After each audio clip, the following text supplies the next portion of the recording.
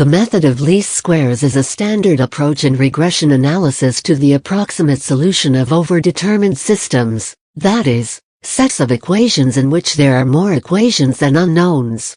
Least squares means that the overall solution minimizes the sum of the squares of the errors made in the results of every single equation.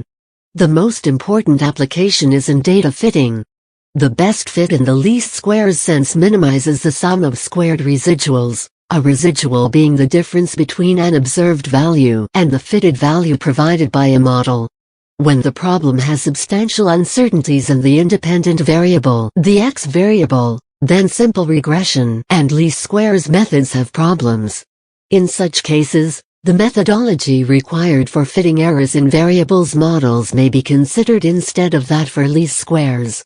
Least squares problems fall into two categories: linear or ordinary least squares and nonlinear least squares, depending on whether or not the residuals are linear in all unknowns. The linear least squares problem occurs in statistical regression analysis. It is a closed-form solution. The nonlinear problem is usually solved by iterative refinement. At each iteration the system is approximated by a linear one, and thus the core calculation is similar in both cases. Polynomial least squares describes the variance in a prediction of the dependent variable as a function of the independent variable and the deviations from the fitted curve.